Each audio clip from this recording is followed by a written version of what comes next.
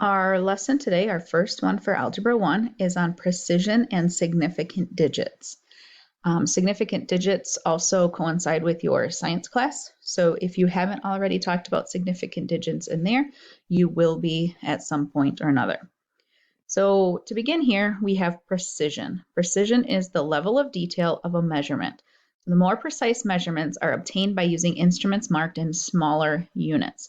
So the smaller the unit of measure, the more precise it is measured.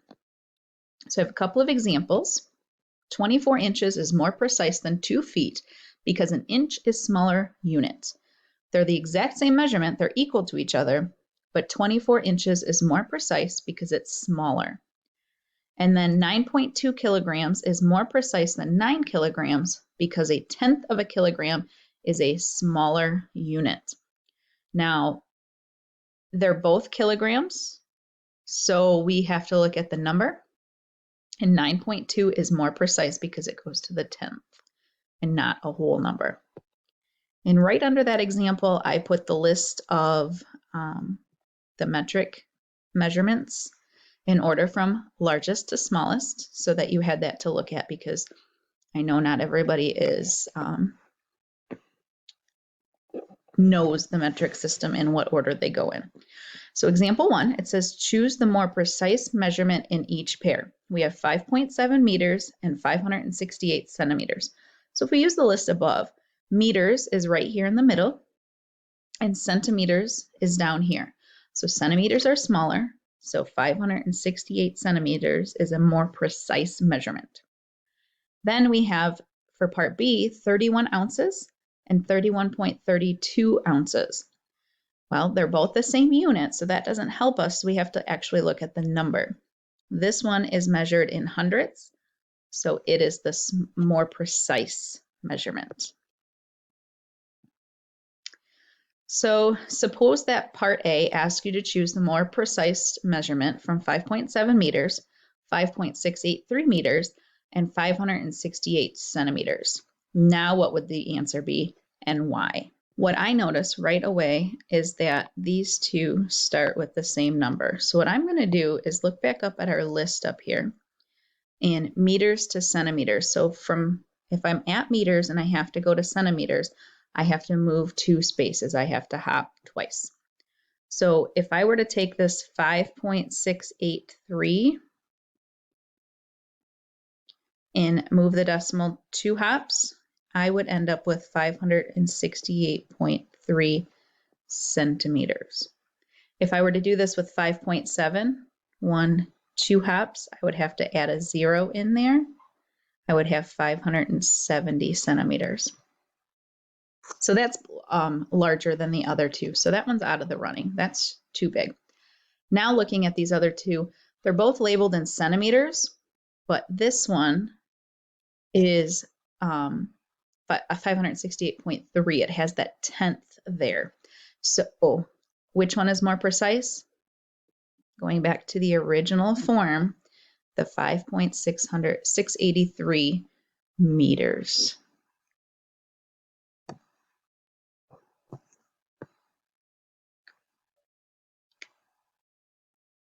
And now we're going to move on to significant digits. Significant digits are the digits in a measurement that carry meaning about the precision of the measurements. So I have this quite large table here with all the rules in it. So we have to go over and talk about those. So the first one is all non-zero digits are significant. So we look at 37.85. There's no zeros, so all of those numbers are significant. So there's 4 significant digits in that number. 622 has no zeros. It has three digits, so there's 3 significant digits. Zeros between 2 other significant digits are also considered significant. So if they're surrounded by other numbers, they are considered significant. So an example, 806, the 0 is in between the 8 and the 6, so it is considered significant. So that one has 3. Underneath, 0.90007. The zeros between the 9 and the 7 are considered significant because they are nestled between the 9 and the 7. And I noticed a mistake there. That is 5 significant digits. There's 3 zeros, a 9, and a 7. All right, the third rule says that zeros at the end of a number to the right of the decimal point are also significant. So that if the zeros are at the very end of the number, those are significant. So 1.4000 has 5 significant digits. And 0.270, that 0 at the end is included, but the 0 at the front is not. And then zeros to the left of the first non-zero digit in the decimal are not significant. So whatever is on the left-hand side, if they're all zeros, those zeros don't count until you actually get to a digit that is more than 0. So they don't count on the left, but they do count on the right, and they also count when they're nestled between 2 other digits. All right, and our last rule says that zeros at the end of a number without a decimal point are assumed to be not significant. So if there is not a decimal point and they're at the very end, they are not significant.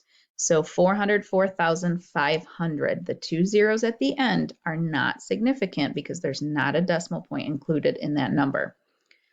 So that one only has 4 significant digits. Same thing with 12 million. Those 6 zeros at the end are not significant. So that one only has 2 significant digits. So lots of rules to remember here, but you got to take your time and always come back to this chart for assistance if needed. So example 2 says determine the number of significant digits in each measurement. So part A says 36,000 feet. Well, that goes right along with the last rule in our chart here. The zeros are on the right-hand side and there's no decimal in this number. So the only numbers that are significant would be the 3 and the 6. So this one has 2. Part B is 0.01. So that goes back up here to an example like this. The zeros on the left-hand side of those numbers do not count. So we only can count the 1 in this instance. So this has 1 significant digit. And then our last example here is 15.0. So if you look at this, zeros at the end of the number to the right of a decimal point are significant. So that would be looking at these examples. So the zeros at the right-hand side, if there's a decimal included in the number, are considered significant. So this one would have 3 significant digits. Now we're going to move on and look at operations with significant digits. So if we're going to add or subtract, we have to add our numbers together or subtract our numbers and round to the same place value as the last significant digit of the least precise measurement. So if we add 2 numbers together, one has 2 significant digits and the other one has 3 significant digits. The number with the least significant would be 2. We had 2 significant digits was the smallest. Then we have to round our answer to 2 significant digits. When we're multiplying and dividing, the product or the quotient must have no more significant digits than the least precise measurement. The same rule applies there. We have to round to the least amount of significant digits. So example 3 says a rectangular garden plot measured 16 feet by 23.6 feet. Find the perimeter of the garden using the correct number of significant digits. So this is a review of perimeter, getting some geometry in there. If it's rectangular and one side is 16, then the opposite side would be 16. You know, if one side's 23.6, the opposite side of that would be 23.6. So in order to find the perimeter, we have to add the 4 sides. So 16 and 16, 23.6 and 23.6. When we add those all together, we get 79.2. So we have to go back and look. 16, well, let's look up here. 16 has 2 significant digits and 23.6 has 3. So the smallest number of significant digits would be 2. So we have to take that 79.2 and round it so that it only has 2 digits. So 79.2 would round to 79 feet. Then we have to find the area of the garden. So to find area of a rectangle, we would have to multiply 16 by 23.6. And when we do that, we get an answer of 377.6 feet squared. And again, the 16 has 2 significant digits, and the 23.6 has 3. So we have to round to a number with 2 significant digits. So what that means is we have to round to a whole number without a decimal and a 0 at the very end. So is 377.6 closer to 380, or is it closer to 370? Well, it's closer to 380, because remember the 0 at the end, if there's not a decimal, does not count as a significant digit. So this one would have only 2. So 380 feet squared.